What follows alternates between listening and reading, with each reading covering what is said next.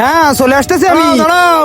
হ্যাঁ আপনি আবার কে? আমি হলাম যমরাজ। গাড়ি চালানোর সময় মোবাইলে কথা বলিস, তোর মরণের ভয় নাই নাকি? আর তোর মাথায় হেলমেট কই? নে এই হেলমেটটা পরে নে। আমি হেলমেট পরবো না, আমার চুল খারাপ হয়ে যাবে। আমি এখন আমার জিএফ এর সাথে দেখা করতে যাচ্ছি, আপনি সরে যান সামনে থেকে। আরে আরে এই তো বেবি চলে আসছি। হ্যাঁ এবার মরে গেছিস তো? বলেছিলাম হেলমেটটা পরে নে। যদি হেলমেটটা পরতি তাহলে তুই আজকে বেঁচে থাকতি হয়তো। মহারাজ আমাকে মাফ করে দিন, আমাকে আরেকটা সুযোগ দিন, এবার আর কোনো সুযোগ হবে না। আরে মহারাজ বাঁচিয়ে দিন না, আমার গার্লফ্রেন্ড আমাকে অনেক ভালোবাসে। ভালোবাসে? আপনি হাসছেন কেন? চল দেখি আনি। আরে আপনি কাঁদছেন কেন? আমার বয়ফ্রেন্ড মরে গেছে।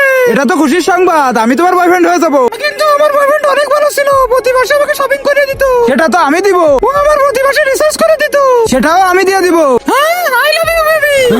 এবার বুঝেছিস কেমন ভালোবাসতো? হ্যাঁ কিন্তু আমার বাবা আমাকে অনেক ভালোবাসে। আচ্ছা তাহলে চল দেখি আনি। আরে আমার ছেলেটা। ওই দেখ তোর বাপ। আরে আঙ্কেল কাঁদবেন না, আমিও তো আপনার ছেলের মতো। কিন্তু তুই কি আমার ঋণ শোধ করতে পারবি?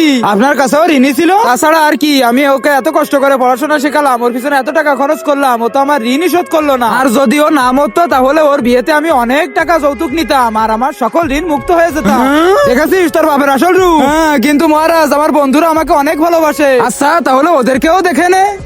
তার আগে যারা চ্যানেলটিকে সাবস্ক্রাইব করে দিবে তার মা বাবা যেন অনেকদিন বেঁচে থাকে, আর যারা ভিডিওতে লাইক কমেন্ট করবে তাদের মনের আশা যেন পূরণ হয়, কমেন্টে বলে যাও আই লাভ ইউ মা বাবা।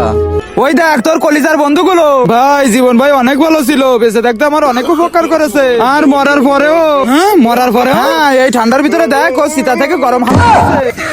এবার বুঝতে পেরেছিস তো সব? হ্যাঁ মহারাজ এরা সবগুলোই মাতাল, আমাকে স্বর্গে নিয়ে চলুন।